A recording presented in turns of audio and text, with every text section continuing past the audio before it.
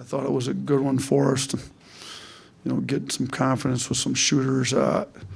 Defensive intensity, I thought was pretty good for most of the first 20 minutes. I did not like the start of the second half. Matter of fact, the second half period, we gave up 49 points. So this is a really good offensive team. I thought defensively we were locked in, and then we built the big lead at the half. We're up over 20, and then we just didn't play as hard as we need to start that second half. So a little disappointed with our focus and being locked in on particularly the defensive end, start the second half. But, all in all, we made 19 threes. It'd been nice if Grant on a couple or Aiden on the one would hit their football line behind the line to hit 20 again. But, I like the aggressiveness with which Sears and Holloway were taking them. Mo Diabate, you know what you're going to get out of him. Gets 7-0 boards in 17 and a half minutes. So, we need some other guys to bring the effort that he brings because, I thought particularly there in the second half when we needed some energy and some effort, he came in and gave it to us. So, Grant had a good start, really good start, almost double-double again with 17-8, and then we had three guys over 20 points. So I thought the ball moved our backcourt between Sears, Barron, and Holloway.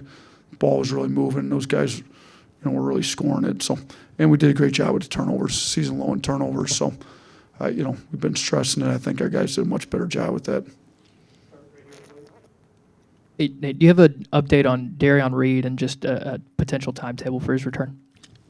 Yeah, he's got an ankle injury that he sustained in practice 2 days ago. It was a little bit of a flare-up from a summer injury, so we're hoping that clears up quickly and he can practice by middle of the week and be ready to go by Oklahoma, but we'll have to see how it comes. And then Houston Mallett just had an illness really since we got back after Christmas break, so hopefully whatever bug he's got gets over with quickly and he can get back in and start practicing this week too.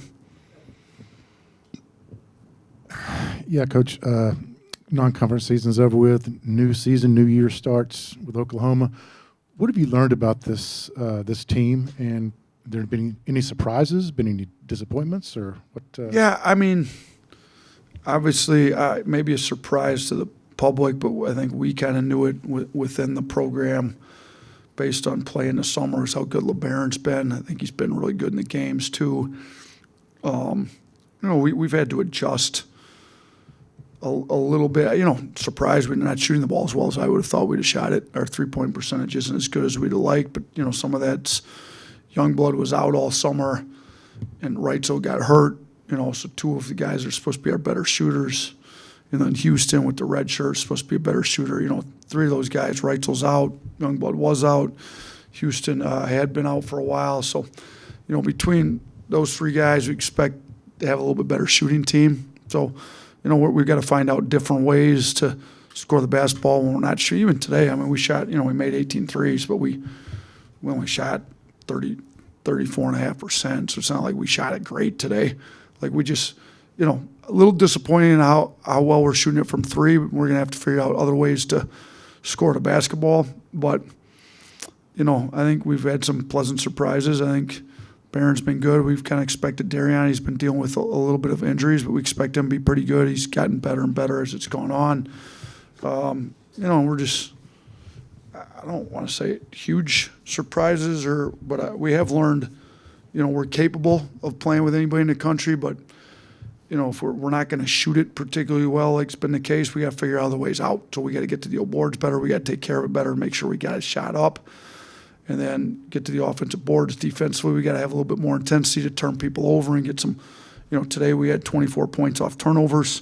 We got to try to get a little bit more of that than maybe we've had. So we've learned a lot. Going down to Purdue, playing a tough road game. Even the North Dakota game was a tough road game. We got to get our kind of elite player package together. I think we got exposed on that a little bit up there.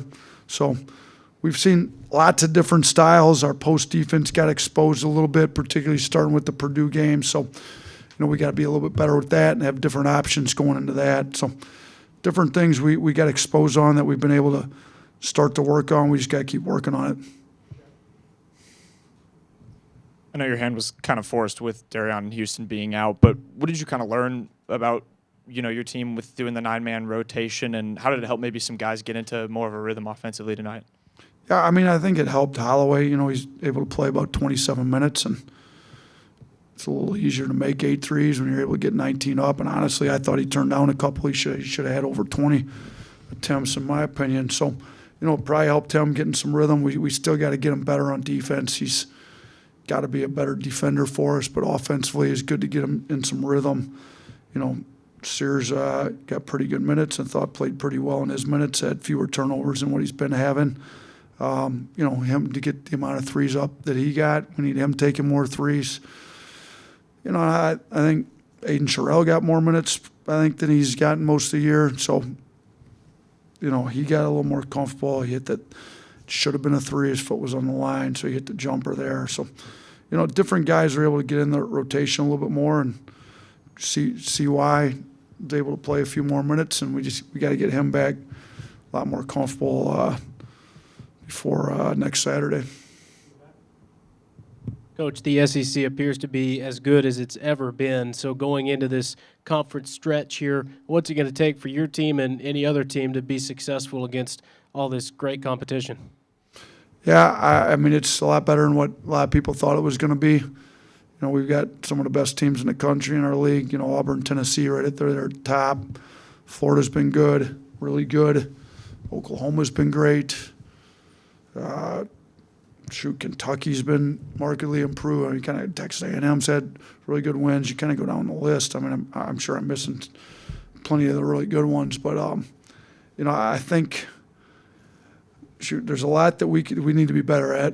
There's a lot that we're gonna have to clean up to be competing for a championship in this league. But I do think we've tested ourselves against some of the better teams in the country. We've done pretty well at times. We know when we're playing at our best, we can play with anybody in the country. We just haven't been consistent over 40 minutes.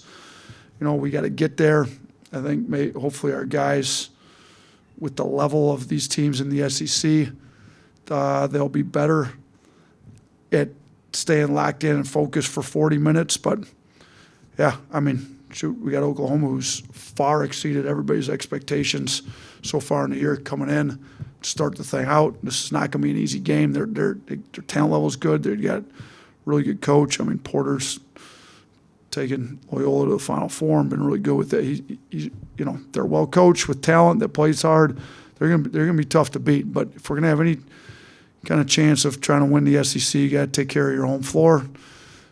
So we've got a home game to start, and we're going to have to be ready to roll against Oklahoma here in 6 days. All right, appreciate it. Happy New Year's. We'll see you in the new year.